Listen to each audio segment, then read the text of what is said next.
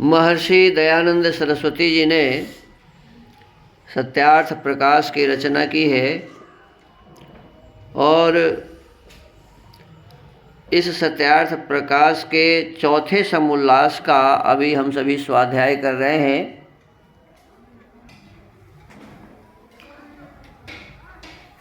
इस चौथे समुल्लास में पिछले दिनों हम सब ने जाना था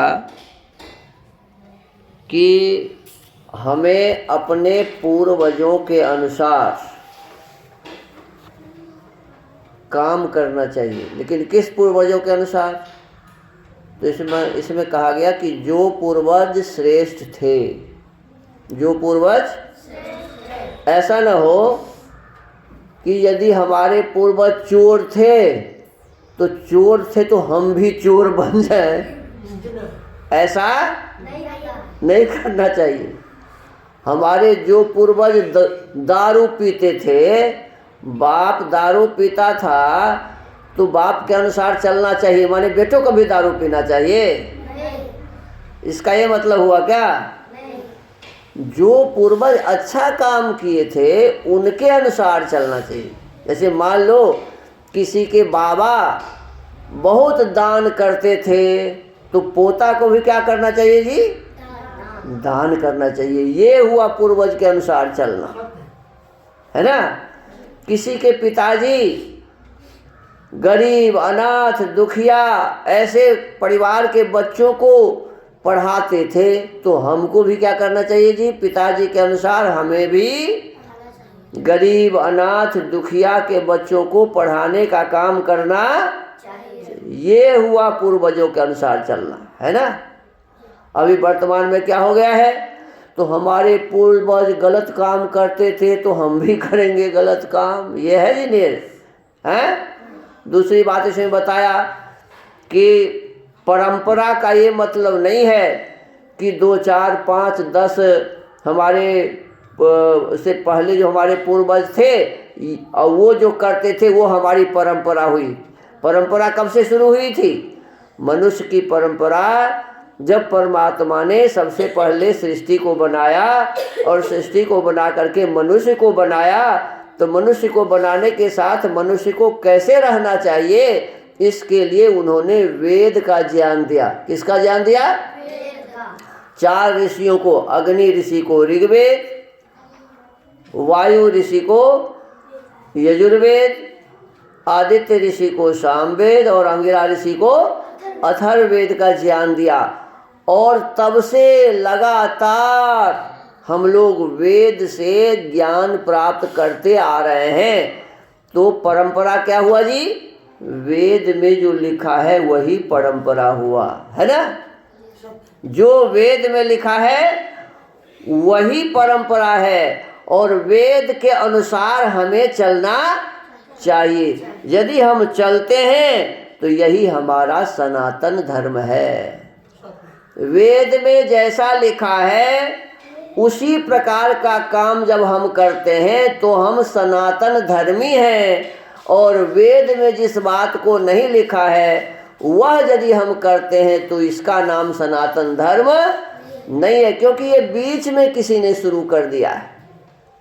बीच में किसी ने शुरू कर, देखो अब कोई है रामानंदी, कोई है कृष्णानंदी, कोई है पता नहीं कौन कौन नंदी, शंकरानंदी, और इस प्रकार से शंकर जी का चेला बन के माने बन जाता है, क्या कहते हैं, शंकर का भक्त, राम जी का चेला बन के राम का भक्त, कृष्ण का चेला बन के कृष्ण का भक्त, और सब एक दूसरे से जलता रहता है। रामानंदी लगाएगा 3 तिलक, कृष्णानंदी लगाएगा 2 तिलक, कबीरपंथी लगाएगा 1 तिलक, और ये तिलके के लिए झंझट करता रहता है। ये तिलक जो है सु परंपरा हुआ क्या? अरे कबीर जी से चला 1 वाला तिलक, राम जी से चला 3 वाला तिलक, कृष्ण जी से चला 2 वाला तिलक है, शंकर जी से चला ऐसे वाला तिलक, है ना, ऐसे लगा लेता है। तो कहता है हम शंकर जी का भक्त हैं। अब बताओ, शंकर जी किसी को कहे थे कि तिलक के लिए लड़ाई करो? राम जी किसी को कहते कि तुम तिलक के लिए लड़ाई करो, कृष्ण जी कहते कि हम तिलक के लिए तुम लोग आपस में लड़ो झगड़ो क्या? अरे ये सब जो काम था सो बीच में किसी ने शुरू कर दिया। भगवान राम भी अपना जीवन वेद के अनुसार चलाते थे, भगवान कृष्ण भी अपना जीवन वेद के अनुसार चलाते थे, भगवान शंकर भी अपना जीवन वेद के अनुसार चलाते थे। इसमें बार बार जब हम वाल्मीकि रामायण पढ़ते तो उसमें यही कहा जाता है कि भगवान राम संध्या करते थे, भगवान राम हवन करते थे, भगवान राम अपने माता पिता और गुरुजनों को चरण स्पर्श करते थे, उनकी सेवा करते थे। तो ये काम वेद में लिखा हुआ है जो भगवान राम भी करते थे और हम आपको भी करना चाहिए, भगवान कृष्ण भी करते थे और हम आपको भी करना चाहिए। अब कृष्ण वाला चंदन और राम वाला चंदन और शंकर वाला चंदन लेकर के हमें झगड़ा झंझट नहीं करना चाहिए, ये हमारी परंपरा नहीं है। वेदानुकूल जीवन जीना ही हमारी परंपरा है, हमको ऐसे जानना चाहिए। तो आगे इसमें कहा है हमारी उल्टी और यही प्रमाण है कि जो तुम 5-7 पीढ़ियों के वर्तमान को सनातन व्यवहार मानते हो, मात्र 5-7 पीढ़ी से जो चला रहा है, हम कल बताए थे आपको कि जब हमारी शादी हुई थी तो उस समय परंपरा ये थी कि 5-7-10 बरियाती जाते थे और उसे 56 प्रकार का भोजन बना के खिलाया जाता था, लेकिन किसी भी भोजन में नमक भी नहीं डाला जाता था, नमक अलग से दिया जाता था किसी को खाने की इच्छा होती थी। देखो, जिस ब्राह्मण के परिवार में विवाह में नमक भी नहीं डाला जाता था भोजन में, उस ब्राह्मण के परिवार में आज बकरी काटा जाता है, मछली परोसा जाता है, पता नहीं क्या क्या दिया, कहीं कहीं तो दारू शराब भी पीते हैं लोग। बताइए यह अवनति हुई कि नहीं हुई? और आज के बच्चे ये समझ रहे हैं कि यही हमारी परंपरा है। आज के बच्चे क्या समझ रहे हैं जी? कि मछली खाना हमारी परंपरा है, मांस खाना हमारी परंपरा है।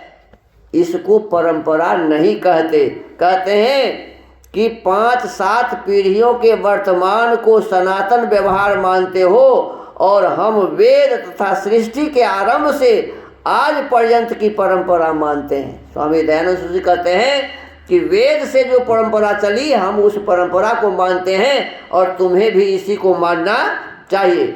जिसका पिता श्रेष्ठ उसका पुत्र दुष्ट हो जाता है, बाप श्रेष्ठ था और पुत्र दुष्ट हो जाता है, और जिसका पुत्र श्रेष्ठ है उसका बाप दुष्ट भी हो सकता है, होता है ना ऐसा। तो इसको हम परंपरा कहेंगे क्या? तथा कहीं दोनों श्रेष्ठ व दुष्ट देखने में आते हैं, इसलिए तुम लोग भ्रम में पड़े हो। देखो मनु महाराज ने क्या कहा है, ये नास्य पितरो याता ये न याता पितामहा तेन याता यायात सतांग मार्गं तेन गच्छन् नरिष्यति। जिस मार्ग से इसके पिता पितामह चले हों उस मार्ग में संतान भी चले, परंतु किस पितर के मार्ग में का जो सत्पुरुष, जो पिता पितामह सत्पुरुष हो उन्हीं के मार्ग में चले, और जो पिता पितामह दुष्ट हो उनके मार्ग में कभी भी न चले, क्योंकि उत्तम धर्मात्मा पुरुषों के मार्ग में चलने से दुख कभी नहीं होता। इसको तुम मानते हो या नहीं? तो कहते हैं हाँ हाँ मानते हैं। और देखो जो परमेश्वर की प्रकाशित वेदोक्त बात है वही सनातन, परमेश्वर ने जो वेद में कहा है वही क्या है? सनातन, और उसके विरुद्ध है वह सनातन कभी नहीं हो सकती। ऐसा ही सब लोगों को मानना चाहिए व नहीं? तो कहते हैं हाँ अवश्य माननी चाहिए। जो ऐसा न माने उसे कहो कि किसी का पिता दरिद्र हो तो उसका पुत्र भी दरिद्र बन जाए, ऐसा होगा क्या? पुत्र धनाढ़ होवे तो क्या अपने पिता की दरिद्रावस्था के अभिमान से धन को फेंक देवे? क्या जिसका पिता अंधा हो उसका पुत्र भी अपनी आंखों फोड़ लेवे? हैं? जिसका पिता कुकर्मी हो तो क्या उसका पुत्र भी कुकर्मी हो कुकर्म को ही करे? नहीं नहीं, किंतु जो जो पुरुषों के उत्तम कर्म हो उनका सेवन और दुष्ट कर्मों का त्याग कर देना सबका अत्यावश्यक है। जो कोई रज बीज के योग से वर्णाश्रम व्यवस्था माने और गुण कर्मों के योग से न माने, तो उसे पूछना चाहिए कि जो कोई अपने वर्ण को छोड़ नीच, अंत्यज अथवा क्रिश्चियन मुसलमान हो गया हो, उसको भी ब्राह्मण क्यों नहीं मानते? यहाँ यही कहोगे कि उसने ब्राह्मण के कर्म छोड़ दिए, इसलिए वह ब्राह्मण नहीं है। अब जो मुसलमान यहाँ है तो अरब से थोड़े आया, यही का आदमी मुसलमान बन गया। तो कोई ब्राह्मण यदि मुसलमान बन गया तो हम उसको अब ब्राह्मण मानते हैं क्या? नहीं मानते हैं। तो फिर जन्म से कैसे हुआ ब्राह्मण? वो मुसलमान बन गया, क्यों? कि अपना ब्राह्मण का काम छोड़ दिया। तो अपने कर्म को छोड़ने से ही कोई नीच वर्ण बन जाता है, और नीच वर्ण भी अच्छा काम करने से उच्च वर्ण का हो जाता है। इससे यह भी सिद्ध होता है कि जो ब्राह्मण आदि उत्तम कर्म करते हैं वही ब्राह्मण आदि, और जो नीच भी उत्तम वर्ण के गुण कर्म स्वभाव वाला होवे तो उसको भी उत्तम वर्ण में, और जो उत्तम वर्णस्थ होके नीच कर्म करे तो उसको नीच वर्ण में गिनना अवश्य चाहिए। तो आज हमें ये बताया गया कि हमें उत्तम काम करने से ही अच्छा वर्ण प्राप्त होता है। जो निम्न वर्ण में है वो उच्च वर्ण को प्राप्त हो जाता है, और अच्छा काम छोड़कर गलत काम करने से उच्च वर्ण भी निम्न वर्ण में चला जाता है। तो आज के इस सत्यार्थ प्रकाश के स्वाध्याय को यहीं विराम देते हैं। ओम।